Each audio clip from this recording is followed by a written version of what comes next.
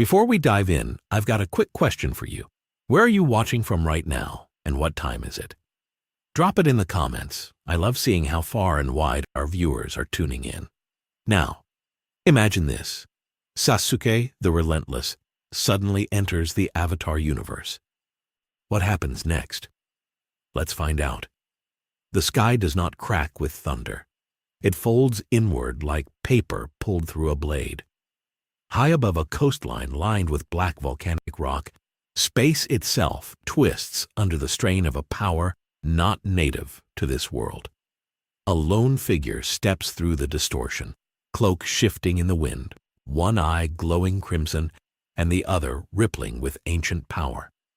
This is Sasuke Uchiha, fresh from a war that reshaped his own reality, still walking the thin line between redemption and dominance.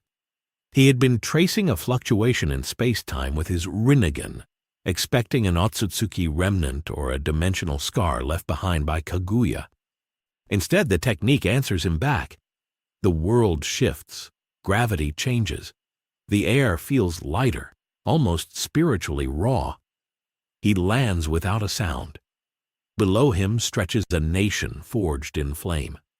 Towers of red stone curve like sharpened blades toward the sky. Warships sit anchored in disciplined rows. Banners ripple with the emblem of a blazing sun. He does not know this place yet, but he feels its temperament immediately. Aggressive, proud, combustible. The Fire Nation. A crowd gathers in a circular stone courtyard carved into the cliffside. Elite soldiers form a perimeter while nobles watch from elevated balconies.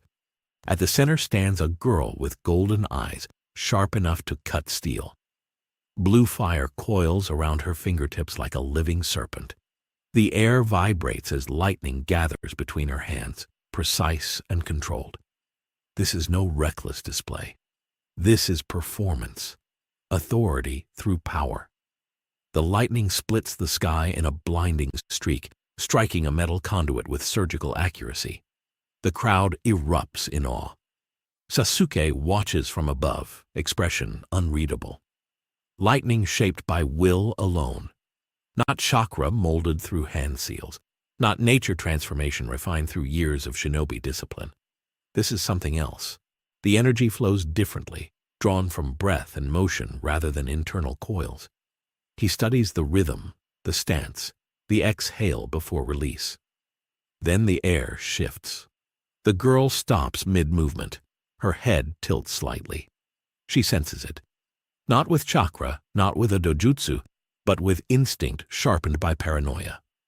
Her gaze snaps upward and locks onto the stranger standing impossibly still on the edge of the highest tower. Blue fire ignites around her hands again, hotter now. In a voice calm but edged with challenge, she calls him out. She demands to know what element he bends. Sasuke does not answer. He steps forward and drops from the tower. The descent is controlled, almost lazy. Wind rushes past him, cloak flaring, hair cutting through the air. The moment his sandals touch stone, lightning screams toward him, faster than the eye can track. He moves faster. Chidori erupts in his palm, a concentrated scream of chakra piercing the courtyard with a sound like tearing metal. The two bolts collide at the center of the arena. Blue and white devour each other in a violent explosion that fractures the stone floor and sends nobles stumbling backward in terror. Silence follows. Cracks spiderweb across the courtyard between them. For the first time in her life, the Fire Nation prodigy feels her lightning resisted not by insulation or redirection, but by something equal, something sharper. Her name is Azula, and she smiles. Sasuke lifts his gaze. Sharingan fully awakened now, Tomoe spinning as they record every micro-adjustment in her stance, every breath before ignition. He has fought gods, monsters, and men who claim to control destiny itself. A royal firebender does not intimidate him. Azula raises both hands. The sky darkens as heat pressure builds across the arena. Sasuke tightens his grip on the Chidori. And the second strike is already forming in her palms as the soldiers draw their weapons and the watching crowd begins to understand that whatever just arrived in their nation is not a visitor. It is a challenge to their definition of power. Azula does not waste time with warnings. Her arms sweep outward, and the courtyard ignites in a ring of blue flame that spirals inward like a closing jaw. The temperature spikes instantly, heat distorting the air into wavering currents that blur the soldiers at the edges of the arena. She steps into the inferno as if it were silk brushing against her skin, directing the blaze with elegant, ruthless precision. Every movement is economical. Every strike is intentional. This is not anger, this is dominance performed as art. Sasuke watches the pattern unfold through the crimson lens of his Sharingan. The fire is not random, it follows breath, muscle tension, the subtle rotation of her shoulders. He reads it the same way he once read hand seals. The difference is speed. She bends without pause, without the fraction of delay that shinobi techniques require. This world fights in motion. A pillar of blue flame erupts beneath him. He vanishes before it consumes him, reappearing at the arena's edge with a flicker of space-time displacement. Murmurs ripple through the watching nobles. No bending stance preceded that movement, no visible propulsion. One moment he stood there, the next he did not. Azula's eyes narrow. Interesting. She pivots and launches a concentrated jet of fire like a spear. Sasuke draws his chokudo in a single fluid motion and slices through the attack. The blade glows as chakra flows along its edge, splitting the flames apart and carving a clean path through the assault. The divided fire crashes against the stone behind him, exploding in twin bursts that shake the cliffside. He does not counter immediately. He studies. Azula circles, hands weaving arcs that send sharp crescents of fire slicing across the ground. Sasuke leaps, cloak snapping behind him as he clears the first wave. Mid-air, he forms a single hand sign and exhales a massive fireball that roars downward to meet her next strike. The collision detonates between them, orange and blue consuming each other in a chaotic bloom of heat. For the first time, Azula's smile falters. He bends fire too, but it does not move like hers. It surges outward from within him, fed by an internal source she cannot see. There is no breath cue, no stance transition she can exploit. It is as if the element answers to something deeper than technique. The soldiers finally rush in, dozens of armored firebenders launching coordinated streams from all sides. The arena becomes a cage of converging flames. Sasuke lands in the center of it, calm amid the chaos, and closes his eyes for half a heartbeat. When they open, the Mangekyo pattern burns in his gaze. A skeletal ribcage of violet energy erupts around him, manifesting in an instant. The incoming fire slams against the translucent armor and shatters into harmless embers. Gasps tear through the balconies as the ethereal construct expands, forming an arm that sweeps outward and sends a shockwave across the courtyard. Soldiers are thrown back like leaves in a storm, armor scraping against stone as they crash into the walls. Azula skids to a stop, boots carving trenches in the fractured floor. Her expression shifts from amusement to calculation. Whatever this is, it is not bending. She raises 2 fingers to the sky. Clouds gather unnaturally fast, drawn by her will. Lightning coils between them, thicker and more violent than before. This is not demonstration lightning. This is execution. Sasuke feels the shift in pressure. The air hums with lethal intent. He lets the skeletal Susanoo fade, dispersing the energy to conserve strength. Instead, he channels chakra into his palm once more, refining it, sharpening it, compressing it until the sound alone vibrates through the courtyard like 1,000 piercing cries. Azula releases first. The bolt tears downward with surgical precision, aimed directly at his heart. Sasuke steps into it. Chidori thrusts upward, meeting the lightning head-on. For a split second, the world becomes pure white. Energy rips through the arena, blasting apart stone tiles and shattering windows in the surrounding towers. The impact sends shockwaves across the cliffside, dislodging fragments of rock that tumble into the sea below. When the light fades, both of them are still standing. Smoke coils between them, crackling with residual charge. Azula's breathing has deepened, just slightly. She felt resistance again, not deflection, not redirection. Equal force meeting equal force. Sasuke lowers his arms slowly, lightning still dancing across his fingertips before dissipating into nothing. His Sharingan tracks the tension in her shoulders, the flicker in her stance that betrays the next strike forming in her mind.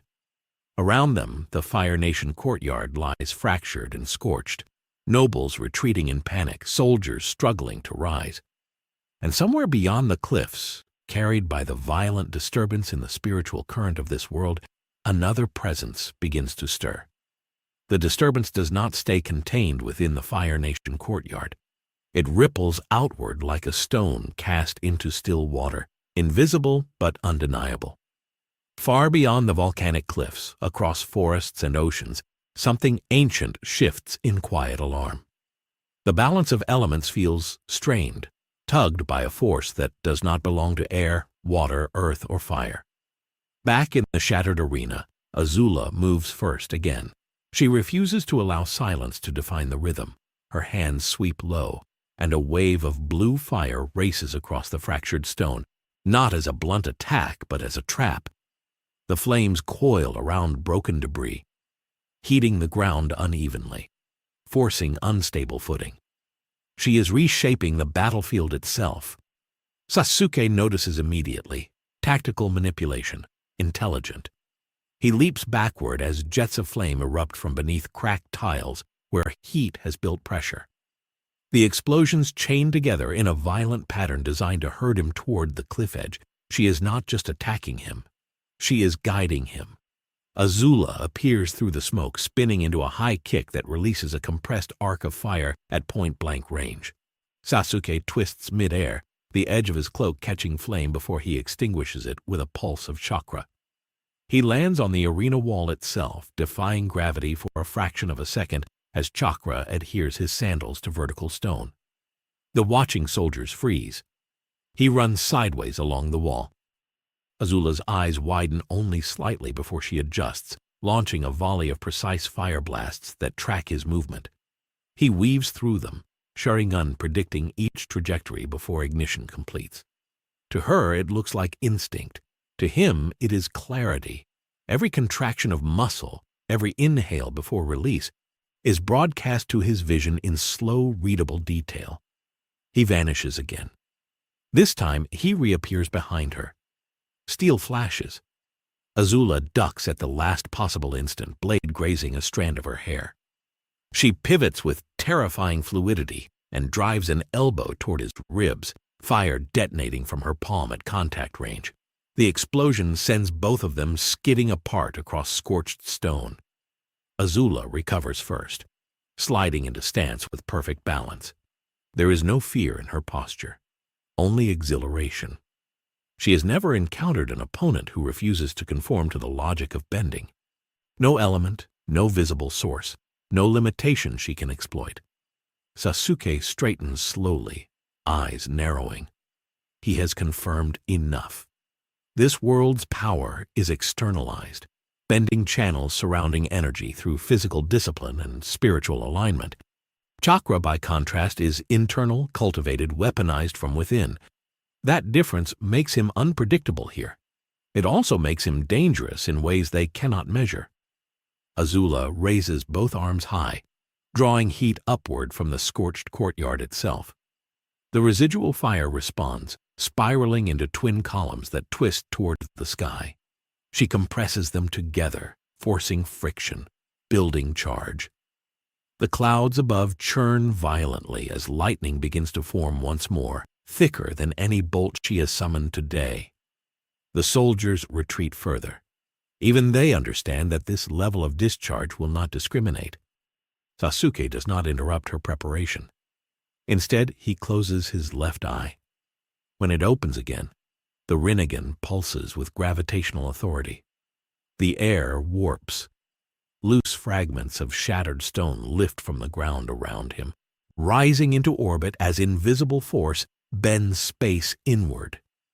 The sensation spreads outward in a tightening sphere, distorting the very atmosphere between them. Azula feels it immediately. Her footing shifts as gravity no longer behaves predictably. The lightning she is shaping trembles, its path destabilized by forces she cannot comprehend. She releases it anyway. The bolt descends, roaring through warped air, but its trajectory bends slightly under the gravitational pressure. Sasuke steps forward into the distortion and extends his hand. The lightning collides with an unseen wall and splinters apart, arcing wildly into the sky and ground instead of piercing him cleanly. The impact detonates across the cliffside, blasting chunks of rock into the ocean below and sending a tremor through the palace structures behind them.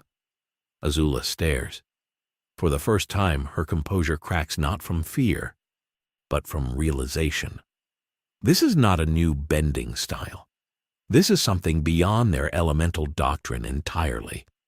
Sasuke lowers his hand, gravity easing as the floating debris crashes back down around him. He meets her gaze directly now, no longer observing from distance but acknowledging her as a worthy opponent. Without a word, he forms a single hand sign.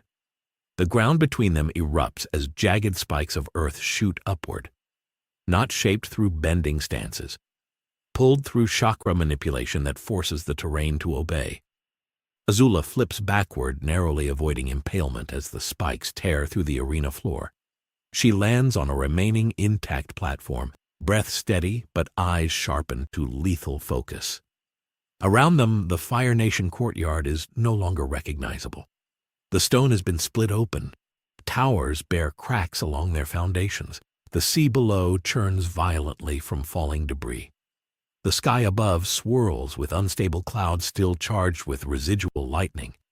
This was meant to be a demonstration of Fire Nation superiority. It has become something else entirely. High above the chaos, hidden among drifting clouds, a young airbender glides silently on a staff, drawn by the spiritual shockwave that tore through the world moments ago. His eyes lock onto the battlefield below, sensing imbalance where harmony should be. But down in the fractured arena, neither combatant has noticed him yet. Azula rolls her shoulders once, blue fire reigniting across her hands brighter than before. Sasuke shifts his stance, blade angled low, chakra beginning to gather again with lethal intent. The second phase of this encounter is no longer about testing. It is about proving which philosophy of power survives when two worlds collide.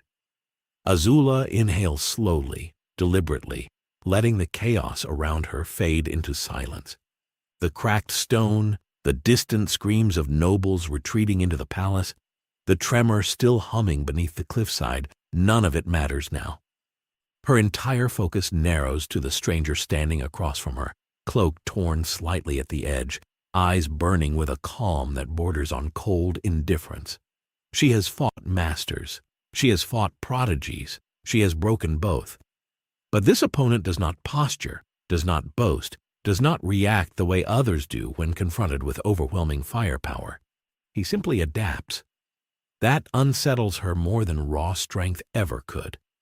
She launches forward without warning, blue flames spiraling around her in tight coils that function as both shield and propulsion. She moves faster than before, compressing fire beneath her feet to accelerate, turning the battlefield into a blur of motion. A barrage of rapid strikes follows sharp, surgical blasts aimed at joints, at vision, at mobility. She is no longer testing power. She is dissecting. Sasuke meets the assault head-on. Sharingan tracks each micro-adjustment, each flick of her wrist that signals ignition. He pivots through the storm, blade flashing in controlled arcs that part flame without wasting motion. A blast grazes his shoulder, heat searing fabric but not skin, as chakra reinforcement absorbs the worst of it. He counters with a sudden burst of speed, body flickering forward in a straight line that shatters the space between them. Their clash detonates at the center of the ruined courtyard.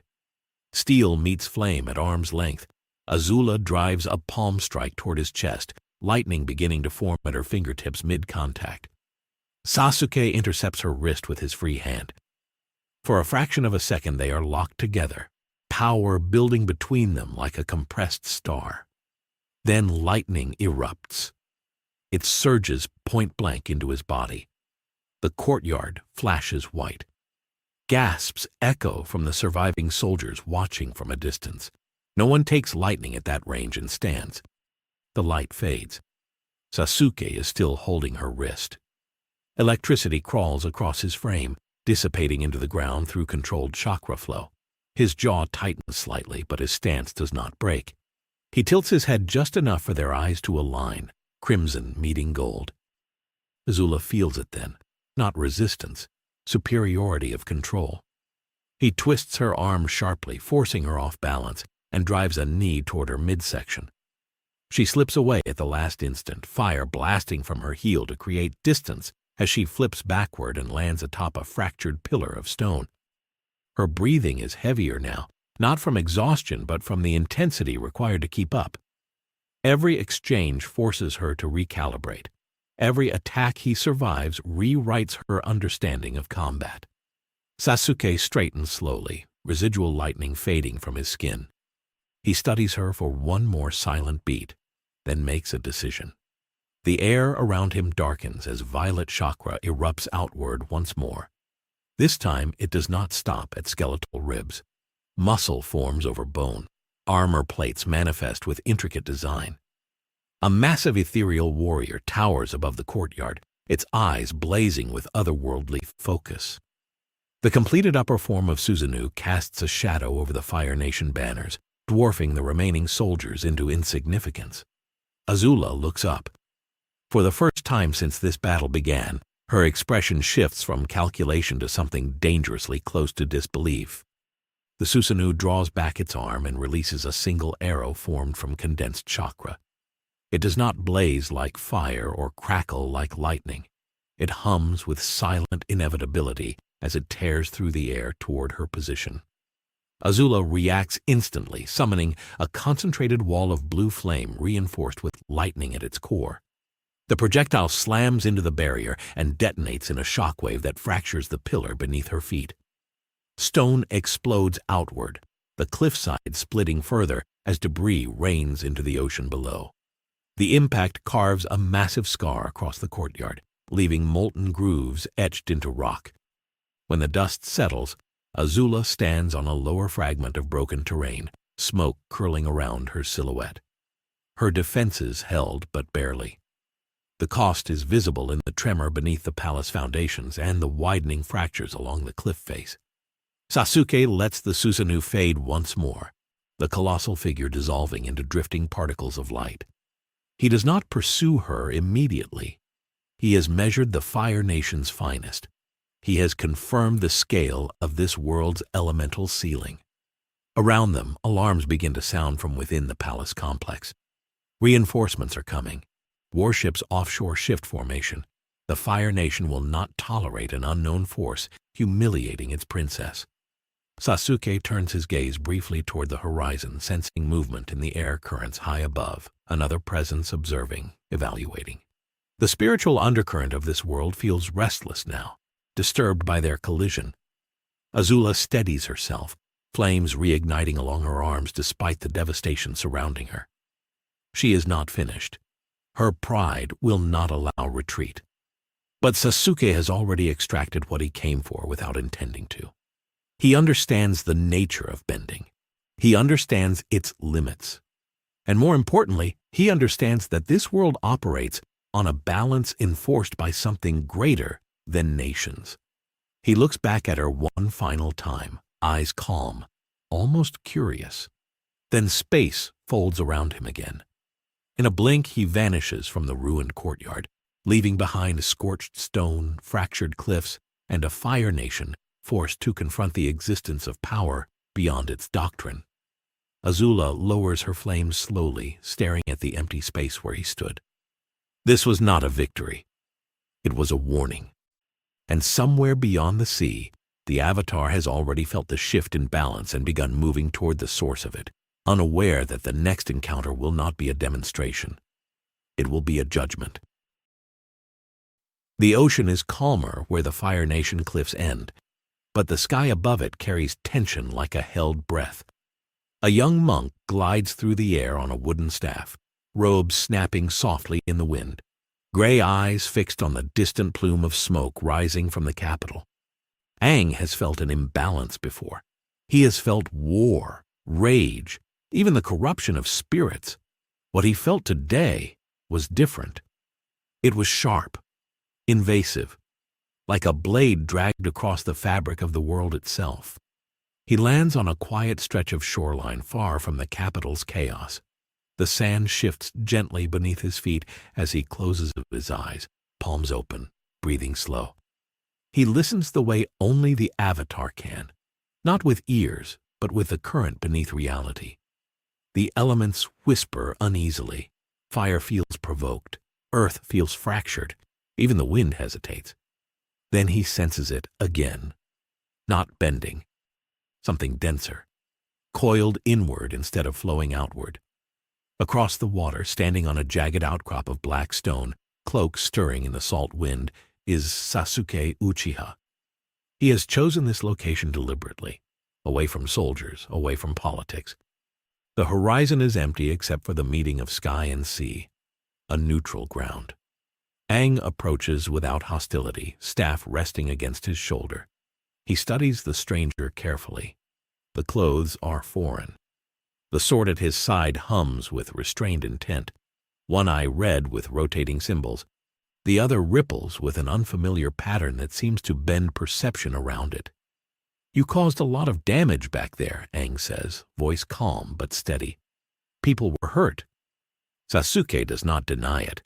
He does not apologize either. "They attacked first," he replies, tone even. "I responded." The simplicity of the answer unsettles Aang more than aggression would have. There is no cruelty in the words, just a fact. The wind picks up around them, circling Aang's feet instinctively as his connection to air strengthens. He steps forward onto the water's surface, riding a thin cushion of air pressure, stopping several meters away. "I am the Avatar," he says. "My job is to keep balance between the nations and the spirit world. Whatever power you are using, it is disrupting that balance." Sasuke's gaze sharpens slightly at the word spirit. "Balance is decided by strength," he answers. "If your world cannot endure disruption, then it is fragile." The air tightens. Aang does not attack immediately. He studies Sasuke the way a monk studies a storm rolling in. He feels no chaotic malice, no hunger for conquest. What he senses instead is conviction so dense it feels immovable. "You are not from here," Aang says quietly.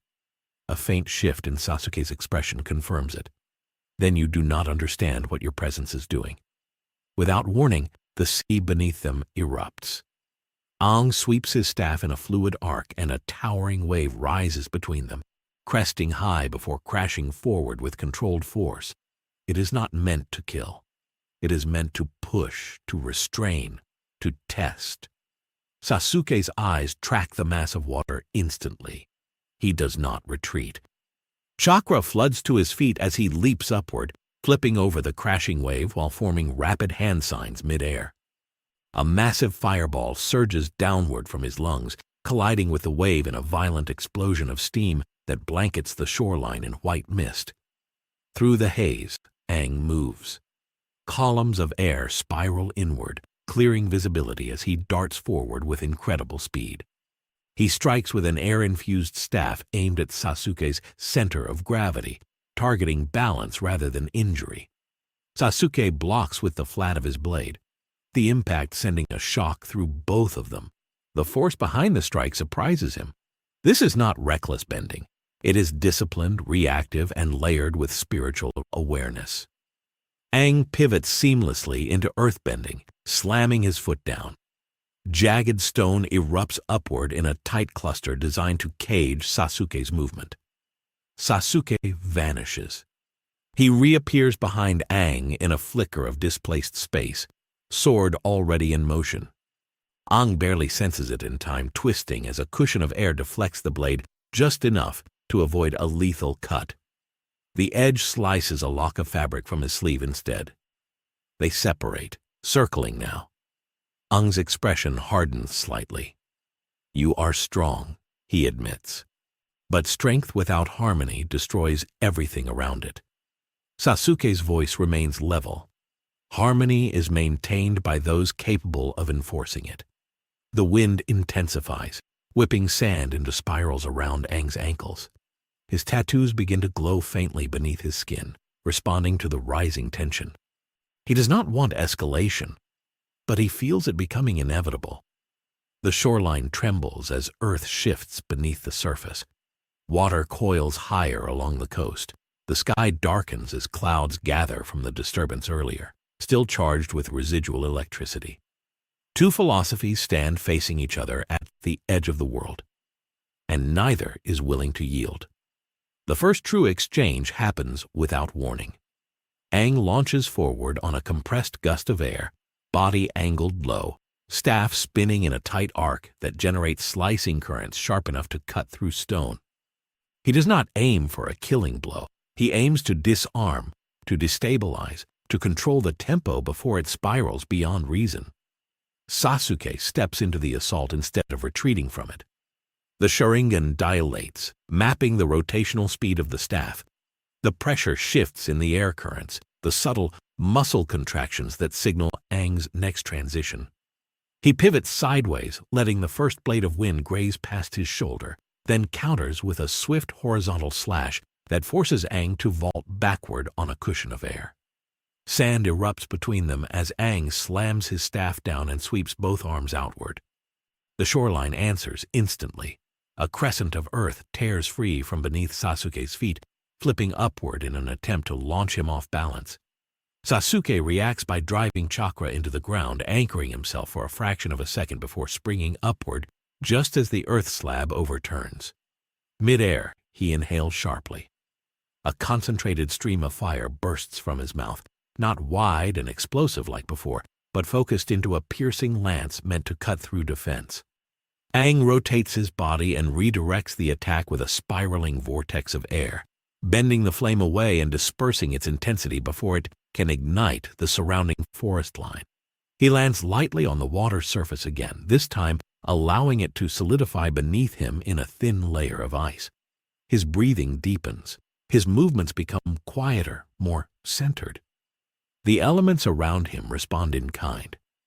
"You do not belong to any of the four nations," Aang says, circling slowly, "yet you bend fire. You move like air. You command earth without form. What are you?" Sasuke's gaze remains fixed, unblinking. "I am a shinobi." The word carries no meaning here, but the weight behind it does. Aang shifts stance again, this time drawing water from the sea into orbit around him. It spirals upward in multiple ribbons, forming a rotating barrier that doubles as ammunition. He snaps his wrist and the water lashes forward in razor-sharp whips aimed at Sasuke's limbs. Sasuke weaves between the first two, blade flashing to sever a third before it can coil around his arm. The fourth catches his ankle mid-movement, freezing instantly as Aang transitions from water to ice in a single fluid motion. For a split second, Sasuke's mobility is compromised. Aang capitalizes. He thrusts his staff forward and unleashes a concussive burst of air directly into Sasuke's torso, sending him skidding backward across the frozen shoreline. The impact cracks the ice beneath him and drives him toward the rocky edge of the coast. The watching spirits beneath the surface ripple uneasily at the clash above.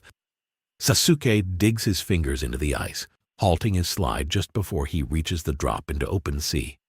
His eyes narrow slightly. The restraint in Aang's strikes is obvious. Every move is calculated to disable rather than destroy. That restraint is a weakness in war. Chakra surges through his body, shattering the ice binding his leg. He rises in one smooth motion and extends his left hand outward. The air between them distorts as gravitational force pulses from his palm. The swirling ribbons of water around Aang falter, pulled slightly off axis by the invisible pressure. Aang feels the shift instantly. His connection to the elements strains as the natural flow bends unnaturally inward. He counters by grounding himself through earthbending, drawing stone upward from beneath the shoreline to anchor his stance against the distortion.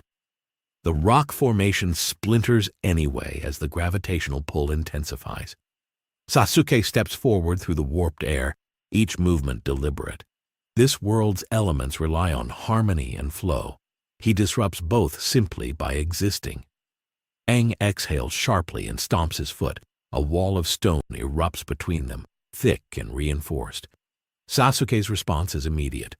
Lightning crackles in his palm as Chidori forms again, its piercing scream cutting through the roar of wind and surf. He drives it straight into the earth barrier. The impact obliterates the wall in a violent explosion of rock fragments and steam. They emerge from opposite sides of the debris cloud at the same moment, closing distance in synchronized instinct. Staff collides with blades. Air pressure meets chakra-reinforced steel. The shockwave ripples outward across the sea, sending a tremor through the water's surface that disturbs fish and spirits alike. Aang's tattoos glow brighter now, faint but undeniable. His heartbeat accelerates. He feels the avatar state stirring beneath his calm exterior, responding to the magnitude of the threat in front of him. Sasuke senses it too. The spiritual pressure shifts. This is no longer just a confrontation between two warriors. It is the edge of something far more dangerous awakening between them. The shift is subtle at first. The wind loses its playful edge and becomes disciplined, almost reverent. The sea stills in unnatural anticipation.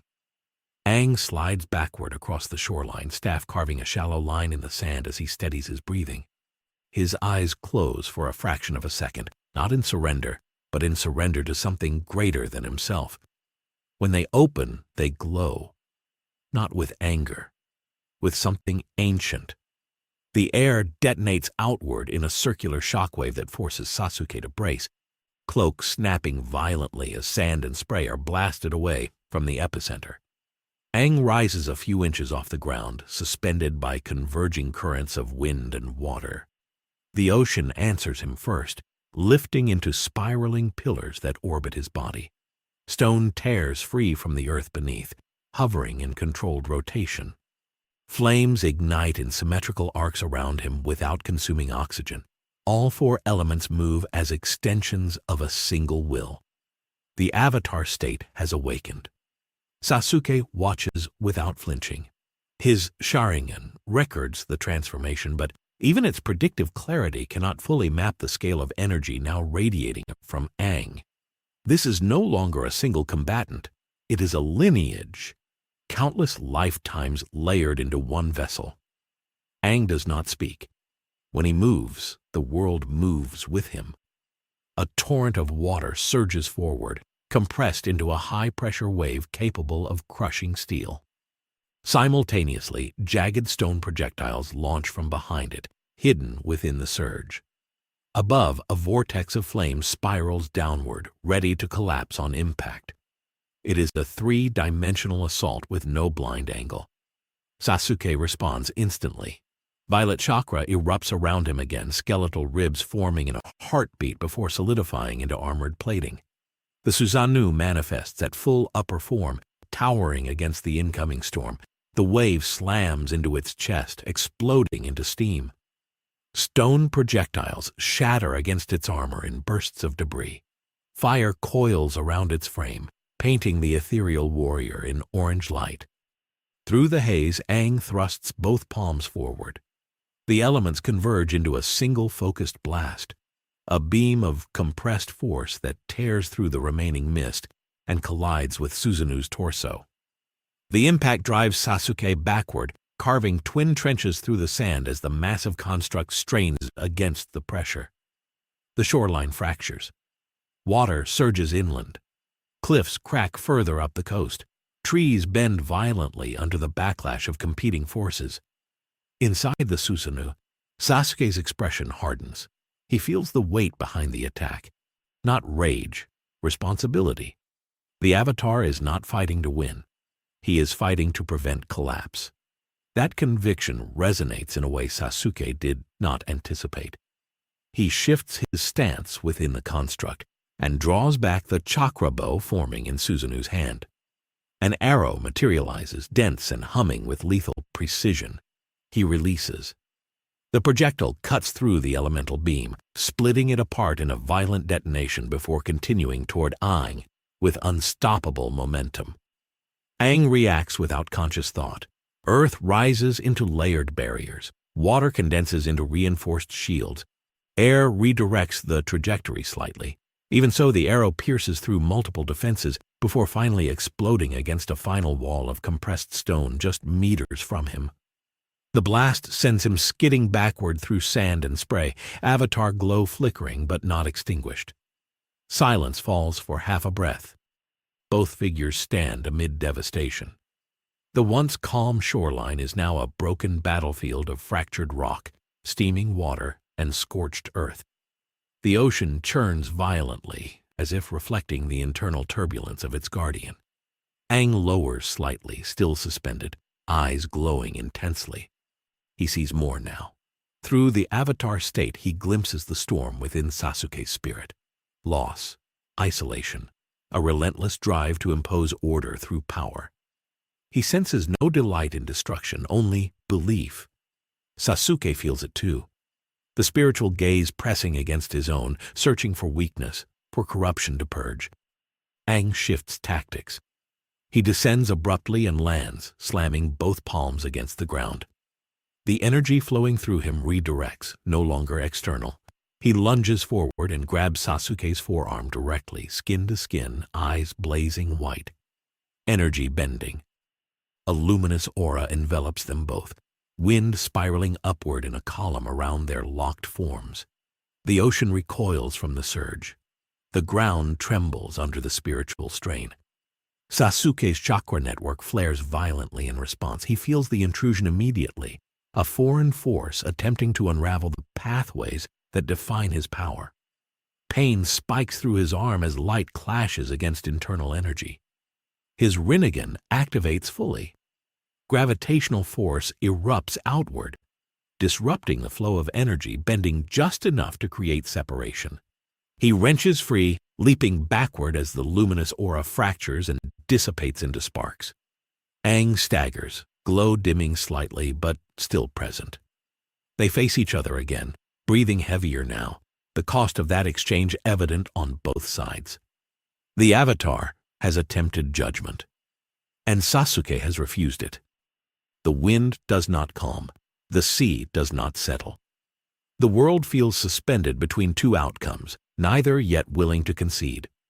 And far beyond the shoreline, across nations already whispering about the blue fire duel in the Fire Nation capital, word spreads that the Avatar has engaged the outsider. Balance is no longer a quiet concept. It is a battlefield.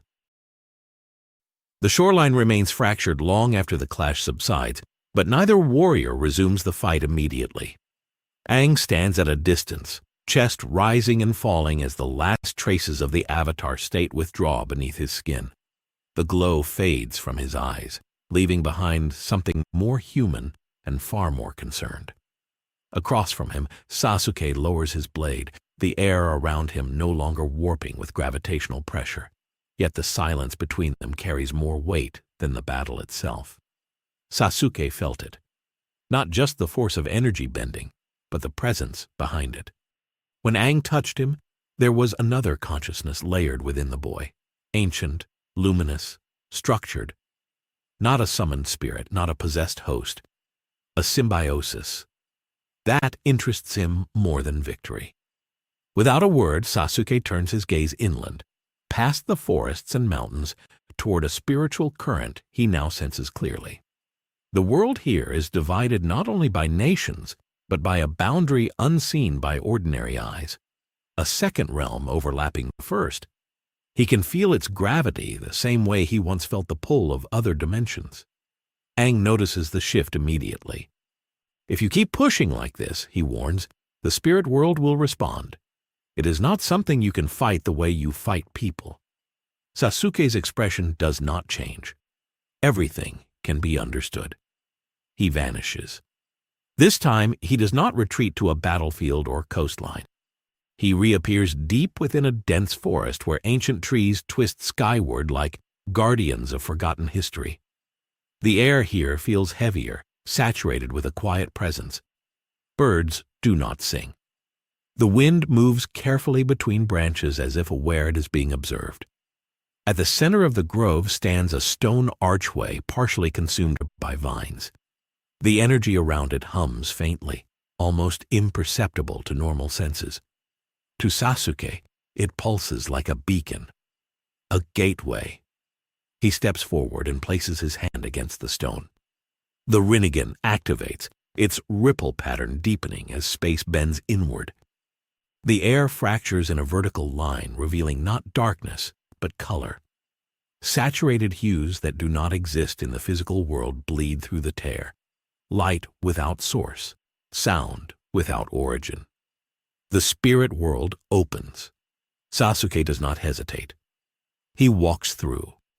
The transition is not violent, but it is immediate. The forest dissolves into an expanse of shifting terrain where gravity feels optional and the sky flows like liquid ink. Mountains hover upside down in the distance. Rivers spiral upward instead of down. The ground beneath his feet pulses faintly as if alive. This is not a place governed by physics. It is governed by intention. Shapes begin to move at the edge of his vision. Massive forms glide between floating islands. Smaller entities flicker in and out of visibility like thoughts made manifest. They do not resemble humans. They do not resemble animals. They are expressions, emotions given shape. One of them approaches. It towers over him, its body composed of swirling mist and antler, like branches extending from a faceless mask. Its presence presses against him, not physically but mentally. Images flash through his mind uninvited. The ruined courtyard, the fractured shoreline, the imbalance he introduced. You do not belong. The presence communicates without sound. Sasuke does not draw his blade. He meets its gaze with unflinching calm. Neither do you, he replies quietly, voice carrying despite the absence of air. The spirit's form shifts, expanding, darkening at its core. The atmosphere around them ripples as more entities gather at a distance, drawn by the anomaly standing within their realm. Sasuke feels their scrutiny. He also feels something else. Structure, hierarchy, power layered upon power, not unlike the shinobi world he left behind. If balance in the physical realm is maintained through the avatar, then balance here is maintained through dominance. That is something he understands intimately. The spirit lunges without warning, its mist-like body stretching into tendrils that attempt to wrap around him. They do not burn. They do not cut. They invade, pressing against his mind with overwhelming emotional force. Regret, loss, fear. Memories not his own flood toward him in an attempt to destabilize. For a fraction of a second, a familiar image surfaces. Itachi, not as an accusation, as a presence. Sasuke's jaw tightens. His mangekyo ignites. The illusion does not tighten around him the way the spirit expects. The memories crash against a mind that is already drowned in worse. Regret is not foreign to Sasuke. Guilt is not a weapon he has not turned on himself 1,000 times. The spirit's emotional assault meets something far more dangerous than resistance. It meets control. The mangekyo spins and the world bends. The invading tendrils freeze mid-motion, caught inside a genjutsu so precise it fractures the spirit's perception of its own form. For the first time, the towering entity hesitates. It has existed for centuries within a realm where thought shapes matter. It has never encountered a will that can overwrite thought itself. Sasuke steps forward inside the distortion, his presence cutting through the surreal terrain like a blade through silk. The spirit tries to withdraw, but the illusion tightens. Its antlered silhouette warps, folding inward as its awareness is forced into a confined loop of mirrored reflections. You attack the mind, Sasuke says evenly, so I attack the source. The spirit lashes out in desperation, its body expanding outward in a violent surge of energy that fractures the floating ground beneath them. Other entities scatter, their forms flickering like startled constellations. The spirit world trembles in response to the clash. Sasuke releases the genjutsu deliberately, not out of mercy, out of calculation. He raises his left hand, and gravitational force detonates outward. Chibaku Tensei activates in miniature, ripping fragments of luminous terrain into the air. Shards of floating stone, pieces of inverted mountains, and ribbons of ambient spiritual energy begin spiraling together above him. The spirit recoils, sensing the shift too late. The vortex condenses. The entity is dragged upward, its mist-like body stretching and distorting as the gravitational core intensifies. It resists with a pulse of raw spiritual force that sends shockwaves across the realm. But resistance here requires dominance of will. And Sasuke's will does not fracture. The fragments collide, compressing around the spirit in a rapidly forming sphere. Light leaks through cracks as the entity thrashes inside, its voice echoing not in sound but in pressure. This realm is not yours. Sasuke's expression remains unchanged. Neither was mine. The sphere seals. It hovers above the shifting landscape, a darkened mass against the surreal sky, containing the first spirit ever forcibly imprisoned through foreign power. The surrounding entities withdraw further, no longer curious but cautious. Sasuke lowers his hand slowly, studying the suspended construct. He feels the difference immediately. Spiritual energy does not circulate like chakra. It flows outward naturally, responding to emotion and environment. But under compression, it behaves differently. It becomes dense, potent, usable. He extends his perception deeper into the realm. Beneath the vibrant colors and dreamlike geometry lies something older. A central current connecting this world to the physical one. A bridge maintained not by walls, but by agreement. That agreement is fragile. Sasuke steps forward across floating debris toward a distant structure formed from arching roots and glowing water suspended in midair. At its center pulses a brighter concentration of energy, rhythmic and stable. He recognizes the signature now. This is what he felt within Aang. Not the boy. The presence behind him. As he approaches, smaller spirits attempt to intercept him, their forms darting unpredictably. He does not engage them individually. Instead, a pulse of chakra radiates from his body in a controlled wave, forcing them backward without direct harm.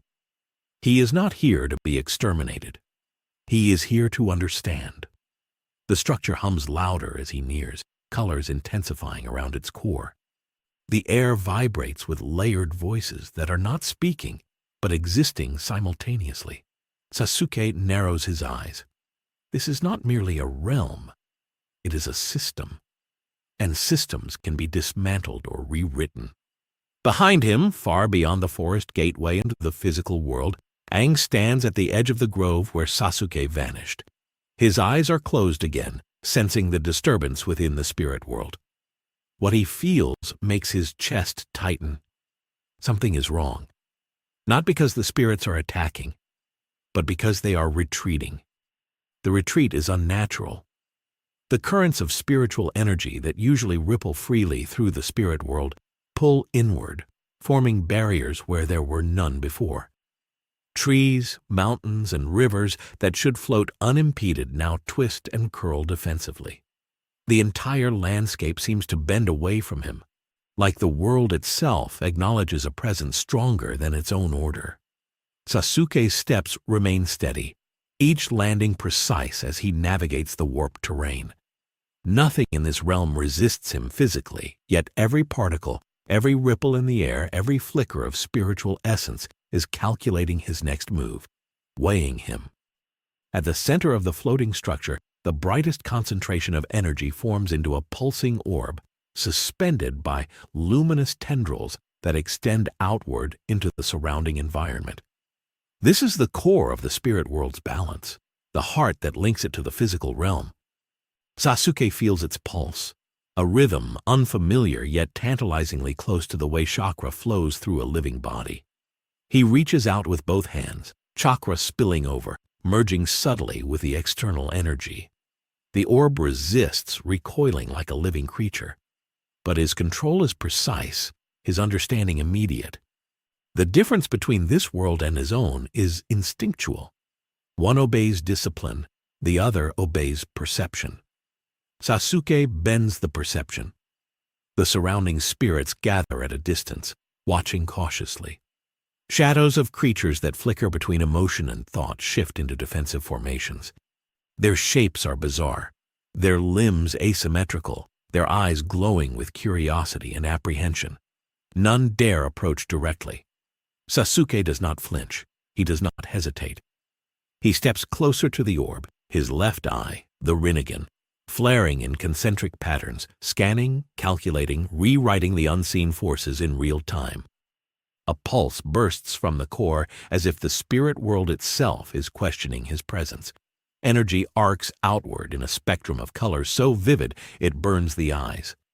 Sasuke lifts his palm, countering blending chakra with gravitational manipulation to create a stabilizing field. The pulse strikes and recoils harmlessly off the invisible walls he projects, unable to penetrate his refined defenses. He senses the orchestration now. The world is coordinated like a massive machine, each spirit acting as a cog, the core as the regulator.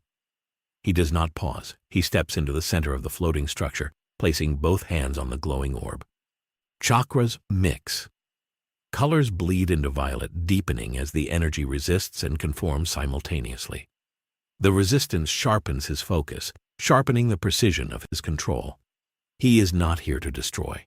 Destruction is easy. He is here to dominate, to understand, and to assert authority over the rules themselves. From the periphery, spirits begin to wail, not with sound, but with a pressurization that shakes the floating islands and ripples through the sky. The core pulses violently, a heartbeat of unimaginable force, yet Sasuke's calm dominates it. His chakra radiates outward in perfectly measured lines, slicing through fear, doubt, and instinctual defense mechanisms of the realm. A hum rises from the core, responding to his presence now. It is recognition, not submission, but acknowledgement that this foreign entity is capable of shaping the environment in ways the spirits themselves cannot. The orb quivers and splits subtly, tendrils retracting as it assimilates his presence into its framework. The surrounding spirits halt their movement, watching, calculating, processing. Sasuke steps back slightly, letting the core pulse once more, testing stability. It stabilizes, slowly, deliberately. The light softens into a steady rhythm, now harmonized with the flow of his chakra. He glances around. The spirit world has not been conquered in the traditional sense. Nothing screams. No force is annihilated. Yet everything bends to his understanding. Currents twist according to his will. Floating islands pause mid-air when he chooses, and the ambient energy flows around him in perfect synchronization. Sasuke is not an invader here. He is a regulator, a force that the spirit world has not experienced before. And as he steps further into the floating expanse, the horizon stretching infinitely in the impossible formations, he senses a faint tug, a link between this realm and the physical one. Aang is present in that awareness, his presence intertwined with the core. The boy's intention reaches across the divide, cautious, questioning, protective. Sasuke turns slightly, eyes narrowing, evaluating the next move. The Avatar may intervene, but here, in this domain, Sasuke is the first to dictate the rules.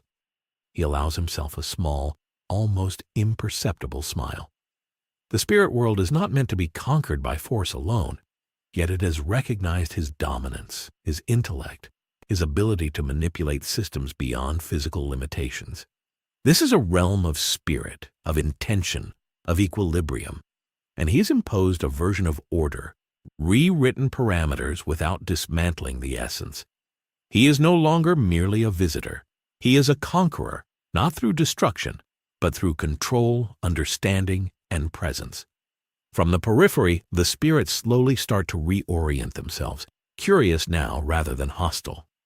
Floating fragments drift closer, orbiting him with caution. The core pulses steadily, in sync with his rhythm. Sasuke's Sharingan and Rinnegan flare in unison, reflecting the deep purple and crimson lights around him. He feels it. The bridge between worlds, the link between life and balance, and the knowledge that he can exploit it if necessary. But he does not. Not yet. For now, he surveys the domain, analyzing, calculating, assimilating knowledge that spans lifetimes of spiritual hierarchy. The spirit world has yielded not its freedom, but its structure, and in doing so, it has revealed its vulnerabilities. Sasuke understands one immutable truth. Power here is not about destruction. It is about mastery. And mastery is something he has cultivated more than any spirit, more than any ninja, more than anyone else in any world he has entered. He steps forward, deeper into the floating, fractured expanse, ready to explore, ready to assert, and ready to reshape the rules themselves. The spirit world has met its first conqueror. The ripples of Sasuke's presence in the spirit world echo far beyond the surreal landscapes and floating islands. Back in the physical realm, the world feels it in subtle yet undeniable ways. Storm clouds churn unnaturally above the Earth Kingdom mountains, rivers swell without rain, and forests quiver as if the trees themselves sense a predator in a realm they cannot see. News of the Fire Nation's confrontation with the outsider has already reached the Earth Kingdom, water tribes, and air nomads. Whispers of a stranger capable of bending powers unlike anything they have ever known spread like wildfire. Leaders convene, their urgency uniting them across borders that have long been fractured by politics and mistrust. In the Earth Kingdom capital, General Bumi watches the horizon with furrowed brows. His hands rest on the massive stone pillars of the palace balcony as he senses the tremors in the earth beneath him. This is not an ordinary disturbance. His years of experience, from battles with rogue earthbenders to rebellions within the kingdom, cannot account for the magnitude of power shifting in the world right now. His advisors murmur in panic, but he silences them with a single wave. This requires action, not fear. Orders are dispatched, envoys prepared, and armies mobilized. The Earth Kingdom will not sit idle while an unknown force destabilizes the balance. Far to the north, in the icy expanse of the northern water tribe, Katara and Sokka sense the unusual fluctuations in water currents and the spiritual tides. Streams move against their natural flow, and the ice itself vibrates with strange resonance. Katara's brow furrows as she manipulates a small pool of water with her hands, testing the anomaly. It reacts violently, surging upward in chaotic spirals that refuse to obey traditional bending forms. Sokka exclaims, warning of a threat unlike any they have faced before. Katara's resolve hardens. This is no longer a localized issue confined to the Fire Nation. It is global. A decision is made. The four nations must unite, pooling their resources, wisdom, and bending mastery to confront the anomaly that has arrived. Meanwhile, in the Fire Nation, Princess Azula rallies what remains of her forces. Her pride refuses to acknowledge defeat, even after witnessing the destructive duel with Sasuke. She trains her troops relentlessly, combining traditional fire-bending with combat strategy to prepare for the next engagement. She knows he is not a simple enemy to overwhelm. Every strategy she deploys, every soldier she positions, is designed to counter not just force, but unpredictability. Azula studies him, recalling the extraordinary display of chakra and power that defied bending itself. She does not understand it completely, but she knows it is dangerous. She will not wait. The Fire Nation will be ready when he returns. In the Southern Air Temple, Tenzin meditates deeply, feeling the resonance of the spiritual world tremble in tandem with disturbances in the physical. The air currents swirl unpredictably, even in the otherwise serene temple courtyards. His connection to the spirits tells him that this is not a local imbalance. A foreign will, foreign energy, has intruded upon the world, and it has already begun to assert dominance. His pupils widen with concern as he calls upon his fellow airbenders, preparing for a coordinated response. Even the normally elusive air nomads recognize the severity of the situation. Something powerful is moving across the world, and ignoring it could cost everything. Envoys from each nation converge in a neutral location atop a floating plateau near the convergence of river, forest, and mountains. Representatives from all four nations, each masterful in their own right, stand face to face for the first time in decades, unified by necessity rather than tradition. Aang, sensing the cumulative imbalance from both the physical and spiritual realms, steps forward, staff in hand, eyes reflecting urgency and determination. The leaders listen carefully as he explains the arrival of an unknown shinobi, a force capable of bending, controlling, and even dominating systems beyond traditional elemental mastery. The details of his previous encounters are laid bare, from the Fire Nation courtyard to the distorted spiritual currents in the spirit world. Tensions flare as each leader assesses their own capabilities. The Earth Kingdom proposes fortifications and mass deployment of troops. The water tribes offer tidal strikes and strategic waterways to limit movement. The Fire Nation insists on direct offensive engagements to gauge his power firsthand. The air nomads advocate for reconnaissance and subtle interference to observe and learn the extent of his abilities. Each proposal is valid yet insufficient alone. Aang listens and synthesizes his insight as the Avatar, allowing him to balance conflicting strategies. He explains the necessity of combining their strengths, uniting not just in force, but in coordination, to counter someone capable of moving between worlds and manipulating forces that none of them fully comprehend. Preparations begin immediately. The four nations coordinate drills, simulations, and combined patrols. Waterbenders map tidal flows and river paths, forecasting potential choke points. Earthbenders reinforce key structures and create mobile defensive battalions. Firebenders train in rapid deployment, using controlled bursts to simulate Sasuke's unpredictable arrival. Airbenders master tracking currents and stealth reconnaissance to predict his movements. Each nation contributes its unique strengths, but it is Aang who weaves them together, ensuring that the disparate techniques harmonize rather than conflict. The spiritual realm adds another layer of complexity. Korra's distant visions and connections to the spirit world allow insight into Sasuke's current trajectory. While she cannot intervene directly, her knowledge informs the tactical decisions of the four nations. The group recognizes that the shinobi is no ordinary adversary. He does not operate within conventional rules, and his mastery of the spirit world indicates he is capable of exploiting gaps in their coordination. By the time the first coordinated deployment is ready, the world itself seems to hold its breath. The oceans remain restless, the mountains shiver faintly, and the winds carry whispers of impending confrontation.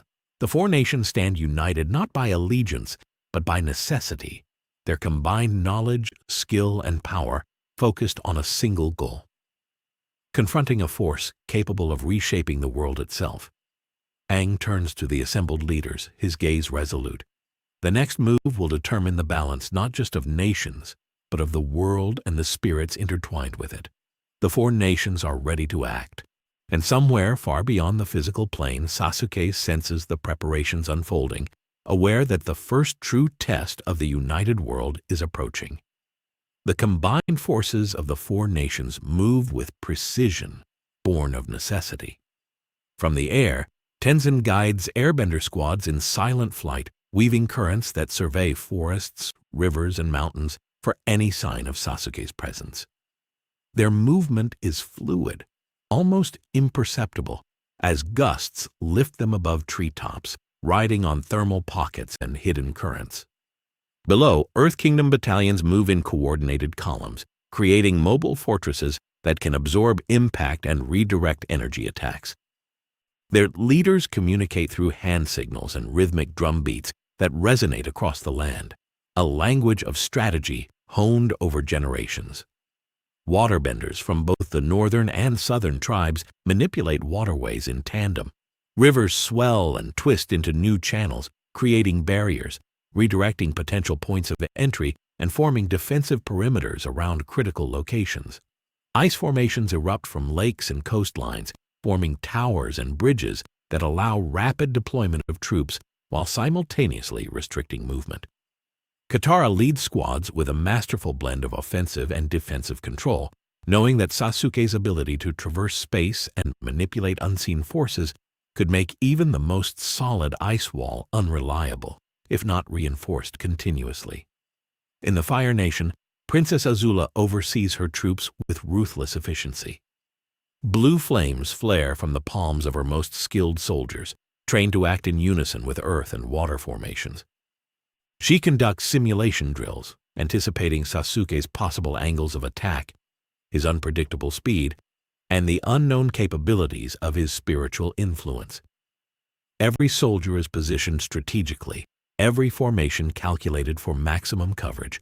Her pride drives her to ensure that no weak points remain, even as Aang coordinates the broader multinational strategy.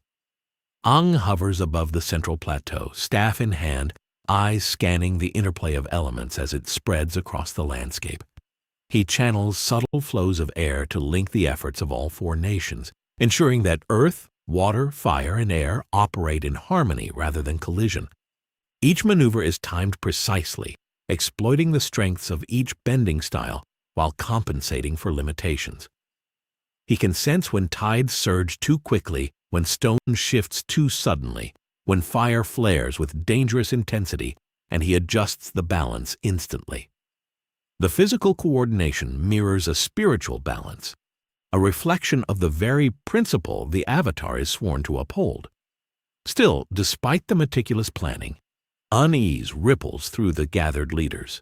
Sasuke is no ordinary opponent. Reports from Fire Nation scouts describe his mastery over chakra that defies elemental bending, and rumors of his incursions into the spirit world are circulating even among non-benders. The implications are staggering. A being capable of manipulating a realm beyond the physical plane and exerting influence over elemental forces cannot be contained with traditional tactics. The leaders recognize the delicate balance between aggression and caution. Any misstep could trigger catastrophic consequences, not just for soldiers, but for the spiritual and natural equilibrium of the world itself. Meanwhile, scouts and benders stationed along the borders of each nation report anomalies in the environment.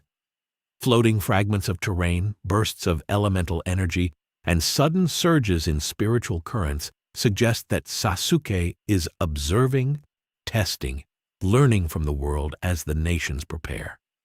Every decision, every defensive formation, every strategic deployment is being analyzed by a master who does not conform to conventional patterns. Aang senses this with growing concern. The Avatar understands that the next confrontation must be approached not only with skill, but with intuition, foresight, and adaptability far beyond normal limits. The four nations convene once more on the plateau, a council of strategy under the open sky. Bumi pounds his massive fists into stone, emphasizing points of terrain control and structural fortification. Katara demonstrates synchronized water and ice maneuvers capable of channeling offensive and defensive energy simultaneously.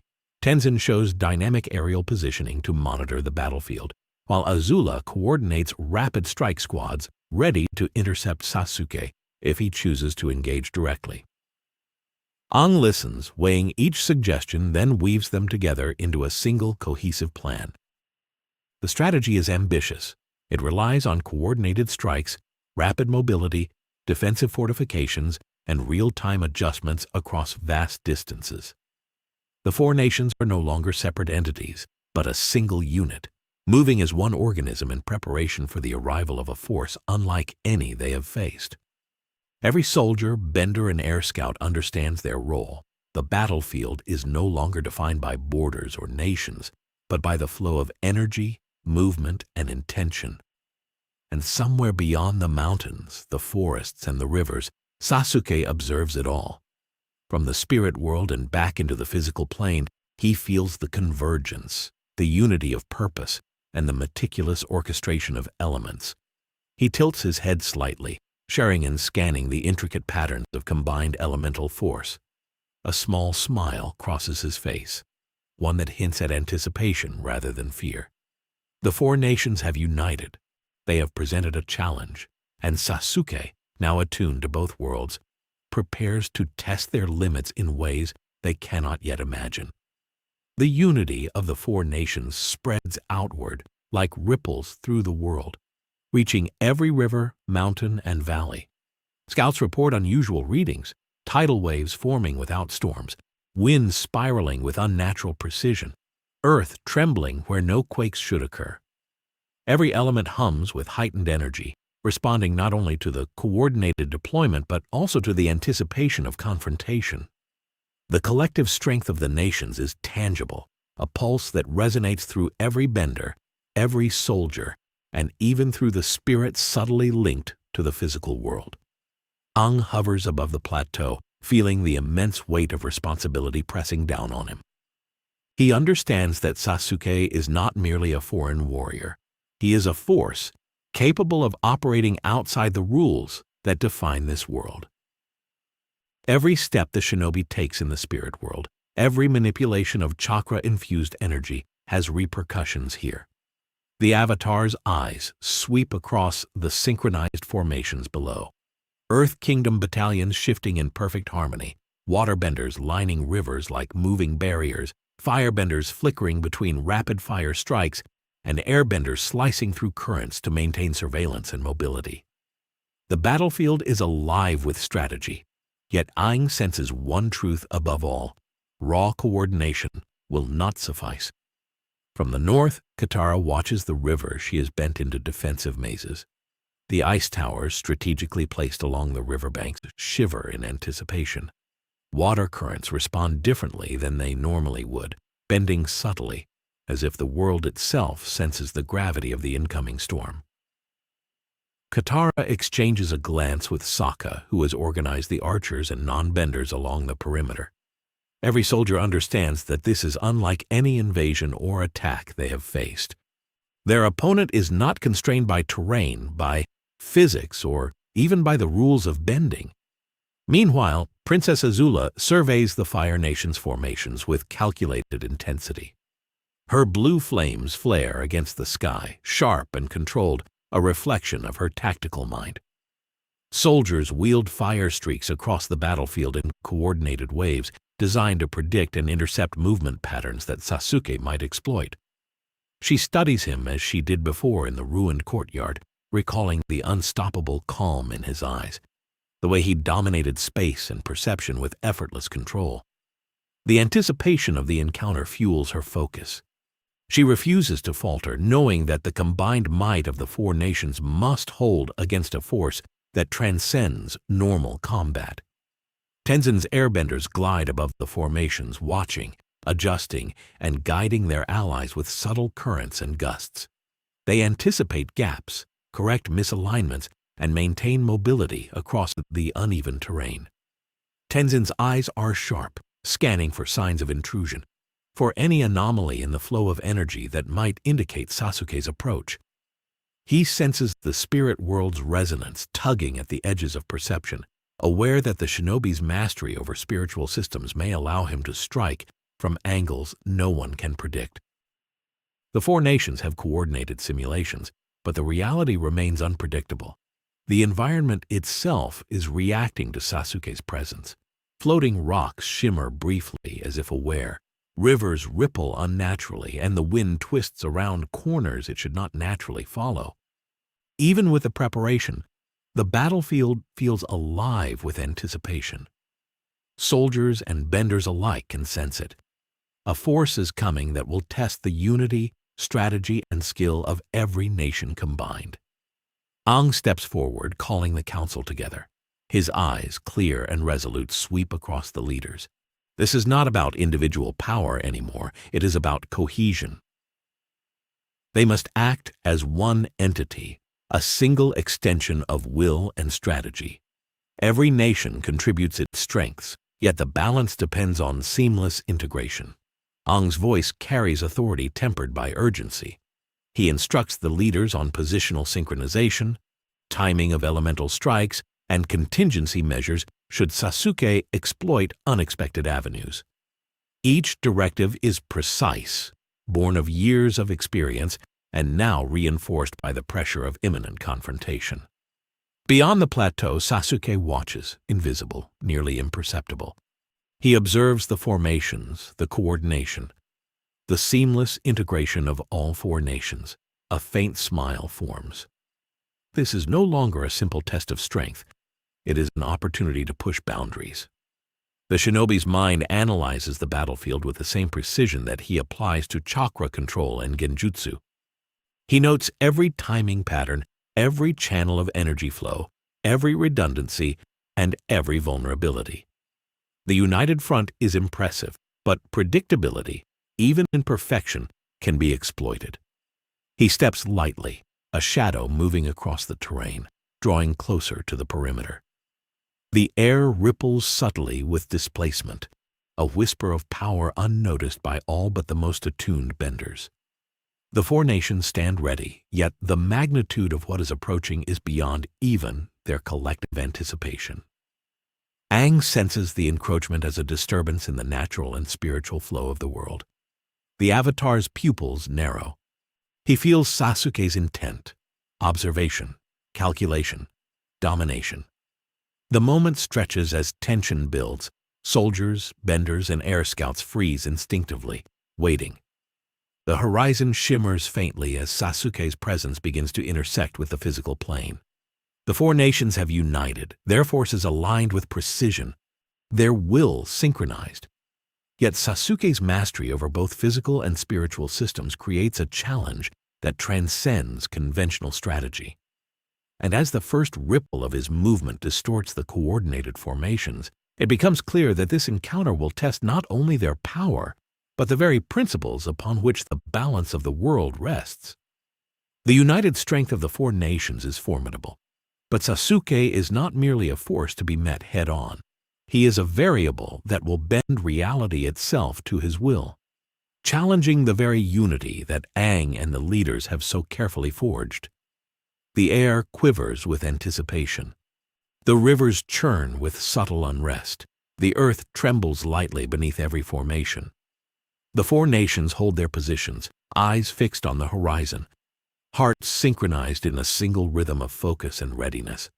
And somewhere just beyond perception, Sasuke moves, prepared to test the limits of this unprecedented alliance.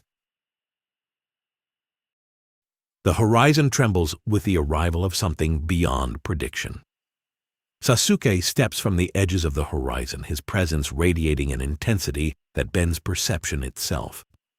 The air stiffens around him, winds halting mid-flight as if the world is holding its breath. Soldiers of the four nations grip weapons and focus their bending, but instinctively they know that this is no ordinary clash. Every element seems alive, responding to his existence as if acknowledging a foreign order. The combined formations of earth, fire, water, and air stand prepared, a tapestry of strategic precision, yet even they falter under the subtle distortion radiating from Sasuke. Aang hovers slightly above the plateau, staff in hand, eyes narrowing. The Avatar can sense the spiritual turbulence accompanying the shinobi's approach. It is different from anything he has faced before, a presence that bridges not just physical force, but intention, will, and domination across planes of existence. The subtle pull of the spirit world manifests as ripples in the natural flow of the world, a reminder that this is not merely a battle of benders and soldiers, but of philosophies and the fundamental rules that govern both realms. The Avatar inhales deeply, centering himself, connecting simultaneously with the elements, the spirits, and the intentions of every soldier ready to defend their world. Sasuke surveys the battlefield with precise calculation. Every formation, every energy pattern, every synchronized movement has been observed and catalogued. His Sharingan spins, followed by the deep concentric patterns of the Rinnegan, each eye analyzing, predicting, and adapting. He does not rush. Movement without purpose is a waste of energy. Instead, he allows the pressure of his presence to settle, creating subtle shifts that test the balance of the united forces. Water ripples unnaturally along rivers despite no wind. The earth beneath the defensive lines quivers slightly, as though adjusting itself in response to an unseen pull. Air currents bend mid-flight, deflecting even as benders attempt to control them. Fire flickers unpredictably, reacting to his latent chakra influence, each flame bending to a rhythm no mortal or bender had created before. Aang steps forward, voice calm yet carrying the weight of command. He calls upon the unity of the four nations, weaving coordination into a singular effort. Waterbenders guide rivers and ice formations to flank potential entry points. Earthbenders reinforce the ground, stabilizing the shifting terrain. Firebenders prepare bursts capable of rapid interception, their flames synchronized to both defend and strike. Airbenders circle above, observing, redirecting energy flows, and providing mobility for key positions. Each move is precise, each element harmonized, yet the subtle distortion created by Sasuke's presence begins to challenge their cohesion. The first confrontation ignites. Sasuke moves faster than the human eye can follow, stepping between formations, his chakra creating distortions that ripple through the battlefield. Air currents bend unnaturally, stone fractures before impact, and water defies gravity, reacting to his subtle manipulation. He does not attack blindly. Each motion is deliberate, testing the limits of coordinated defense while leaving openings only to observe reactions. Aang responds instinctively, the avatar state flickering within him as he adjusts formations in real time, bending multiple elements simultaneously to counter the unpredictable flow created by the shinobi. The battlefield itself becomes a living entity, a dance of defense and observation, balance and disruption. Sasuke's approach forces adaptation. Soldiers and benders react with split-second adjustments, their actions coordinated but constantly evolving under the influence of the foreign presence. He strikes only when necessary, his attacks precise, non-lethal in some cases, exploratory in others. The sheer unpredictability of his movements and the integration of chakra manipulation with bending throws conventional strategies into disarray. Yet in the chaos, unity persists. Aang channels subtle currents to synchronize responses, merging tactical foresight with spiritual awareness. He senses not just the immediate danger, but the ripple effect of every action across the elements and spirits. The first clash between Sasuke and Aang is not physical in the traditional sense. Chakra flares against bending currents, energy pulses disrupt elemental flow, and spiritual resonance creates pockets of imbalance. The ground shivers, rivers twist midstream, fire flares erratically, and the wind coils into defensive vortices, responding to both the Avatar's direction and Sasuke's influence. Soldiers watch in awe and tension, realizing that this is a battle beyond skill alone. It is a contest of will, of understanding, and of the ability to harmonize with forces far larger than themselves. Sasuke pauses mid-battle, observing. His eyes scan the horizon, measuring responses, identifying patterns. He sees unity, coordination, and resilience. Each nation's strategy is impressive, yet they are bound by their reliance on conventional rules of bending and combat. His presence challenges those rules, and every reaction provides data. Every correction reveals vulnerabilities. The shinobi realizes that conquest here will not be about raw force alone. It will require a redefinition of influence, a mastery of both perception and action that merges physical, spiritual, and elemental control into a seamless flow. Aang senses the shift in intent immediately. He feels that Sasuke is not merely testing defenses, he is redefining the battlefield itself. The Avatar exhales deeply, centering himself, reaching deeper into the avatar state without triggering full release. He does not need destruction.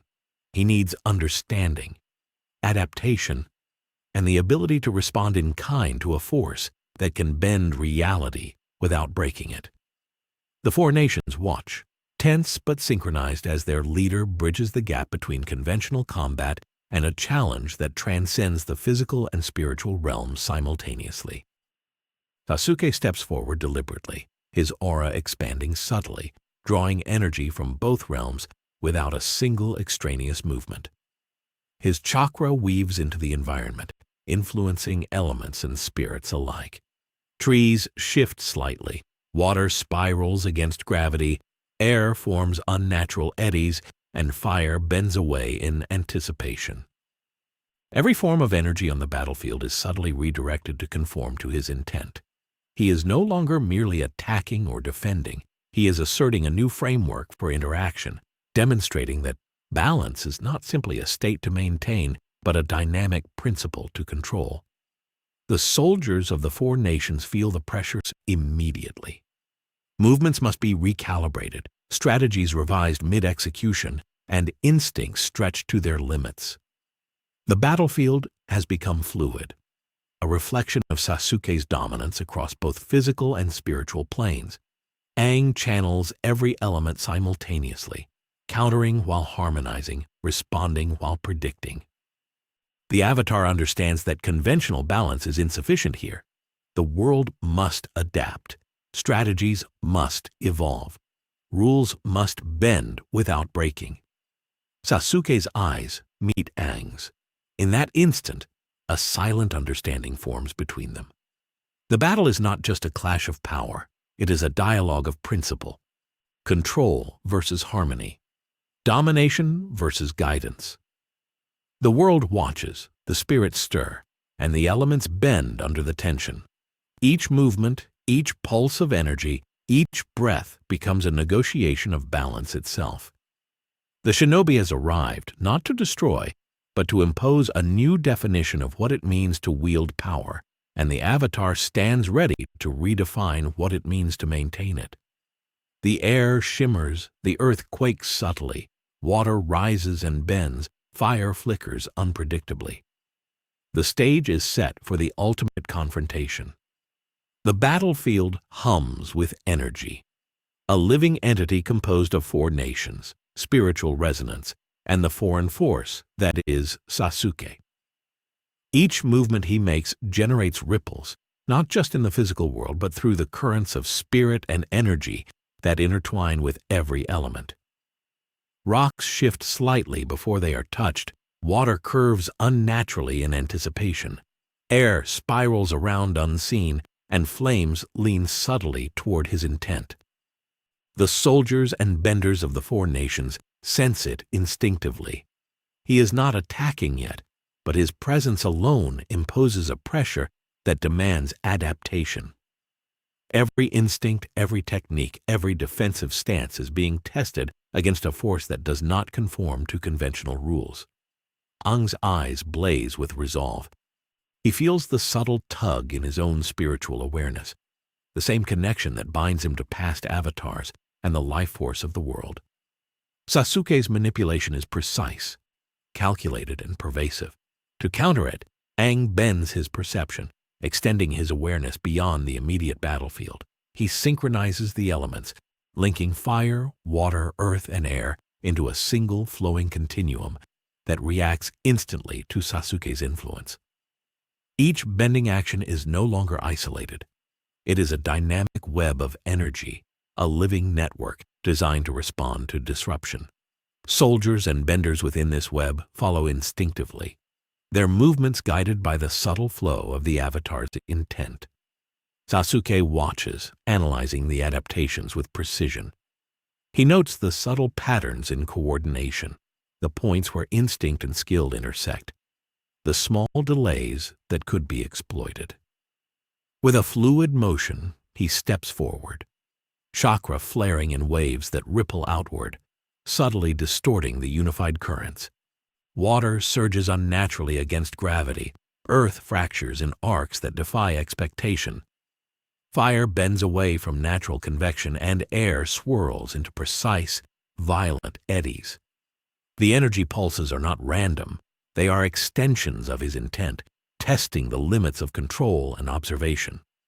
The first clash erupts not as a full-scale attack, but as an exchange of principle. Aang directs a column of water toward the displaced terrain, forming it into a dynamic barrier. Sasuke counters with a burst of concentrated chakra, manipulating the water to spiral around him, slicing it through its natural cohesion without dispersing it. The result is a visible tension between elemental law and foreign will. Soldiers and benders watch in awe as this controlled chaos unfolds, realizing that they are witnessing a battle that transcends ordinary combat. It is a duel of mastery, perception, and adaptation across planes, both physical and spiritual. Aang's control extends further. He directs air currents to reinforce water, earth, and fire in real time, creating multi-layered defensive fields that respond to each of Sasuke's subtle manipulations. He does not merely react, he anticipates, predicts, and harmonizes, weaving his will into the battlefield.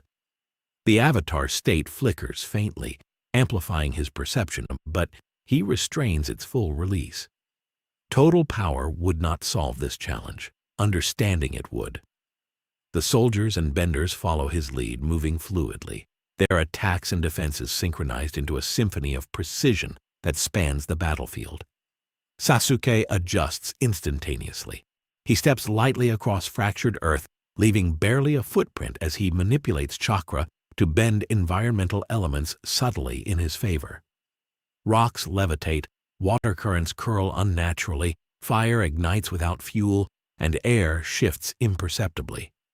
Every action is deliberate, testing the limits of Aang's coordination, probing for weakness, seeking patterns in the harmony that might be disrupted. His movements are not chaotic. They are a controlled exploration of the battlefield, each step gathering data, each adjustment a calibration of the world around him. The two forces collide in principle once more. A column of earth rises to intercept an incoming chakra surge. Sasuke redirects the energy mid-flight, slicing through the terrain without breaking cohesion. A burst of fire bends away, forced to redirect as the air above twists into a controlled vortex.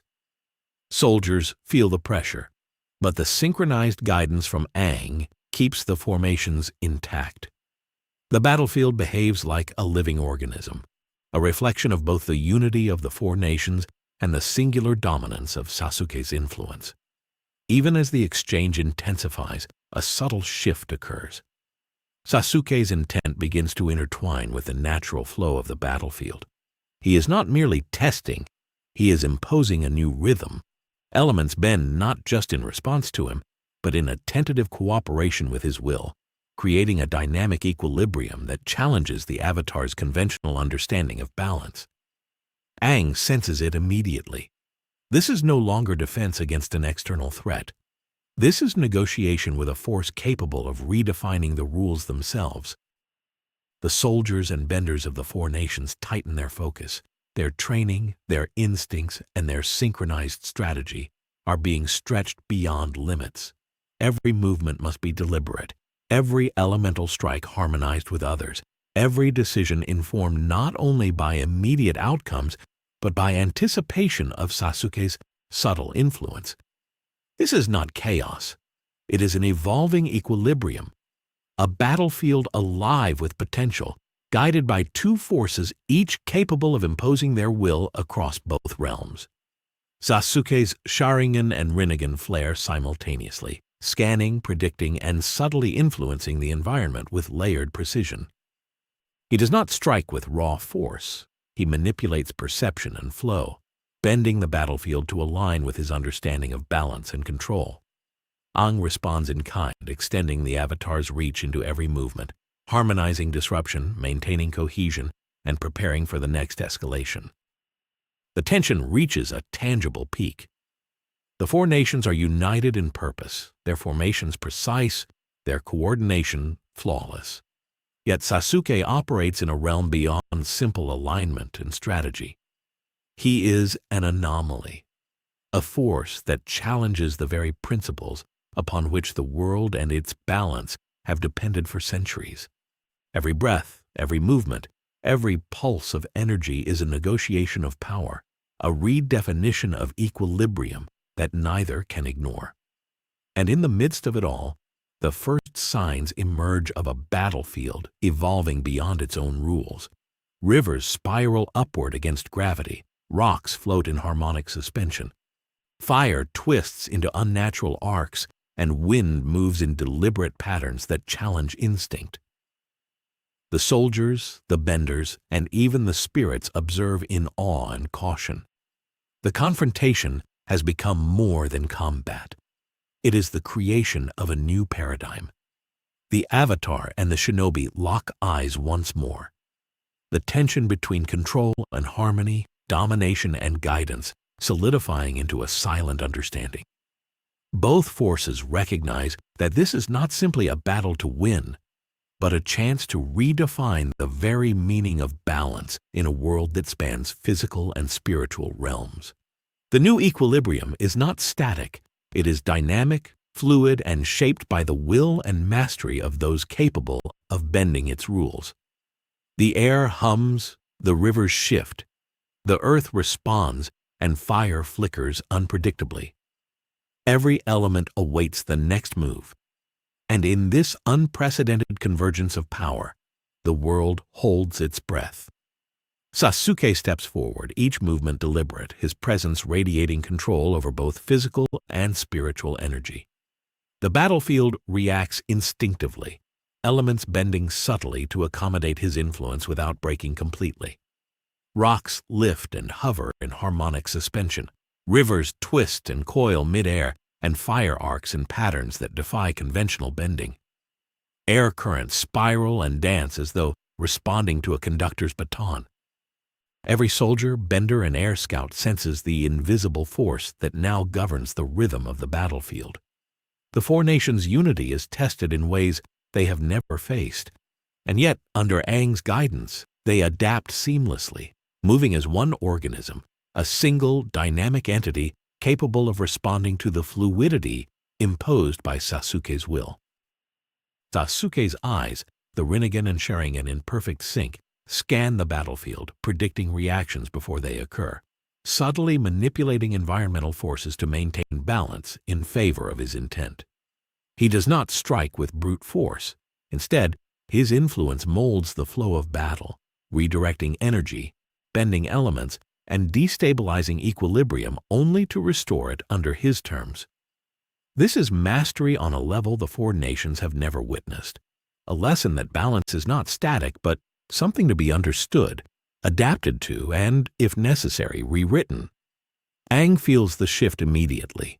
His connection to the elements, to the spirits, and to every bender under his command is stretched to its limits. He must harmonize an evolving battlefield, respond to the nuanced influence of Sasuke, and maintain the cohesion of the four nations.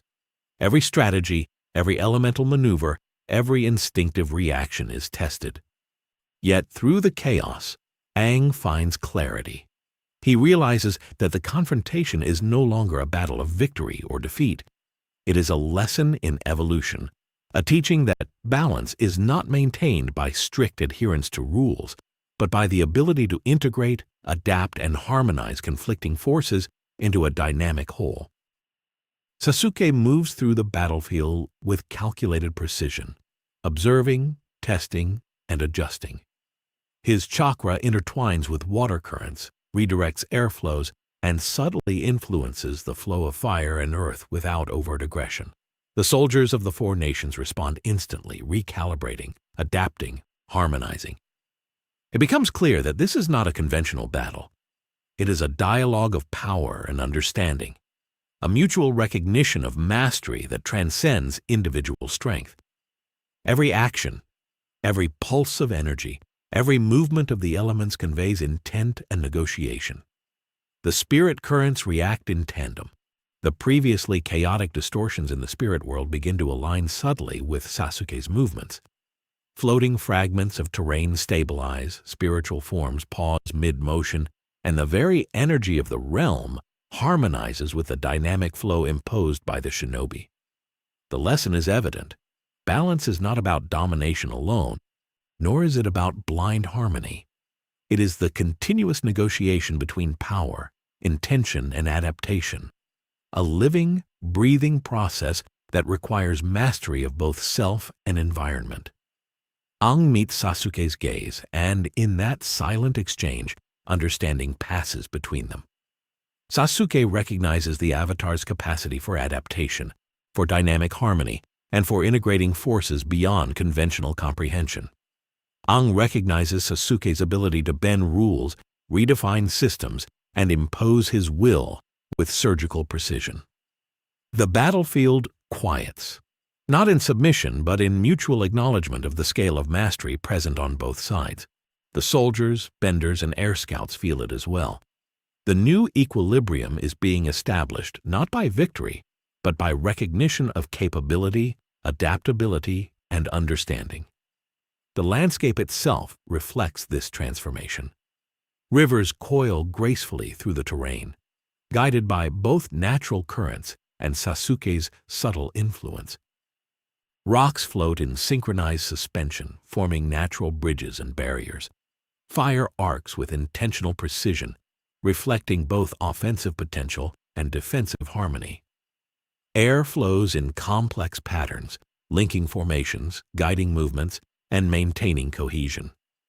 The battlefield has become a living testament to the negotiation between two extraordinary forces, an evolving equilibrium that reshapes the rules of both the physical and spiritual realms.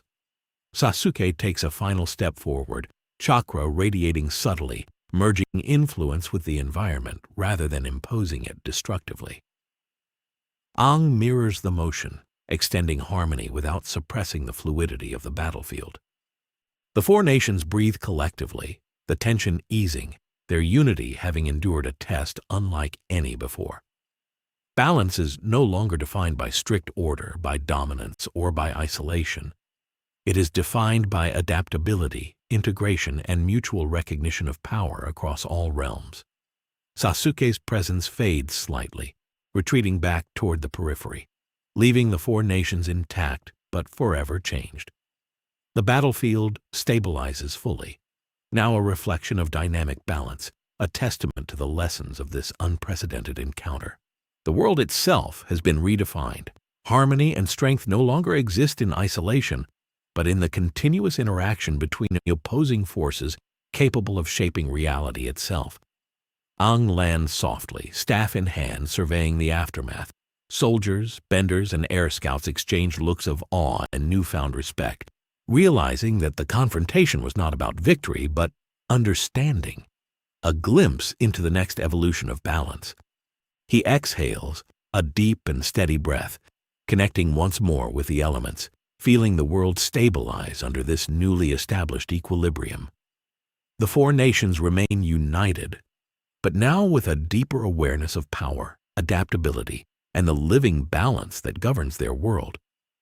They have witnessed the arrival of a force that challenges conventional limits and have survived not through dominance, but through integration, harmony, and the courage to adapt.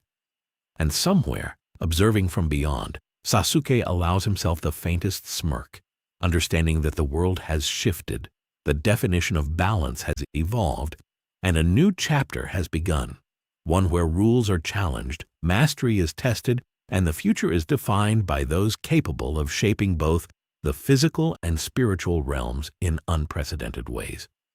Thank you for watching.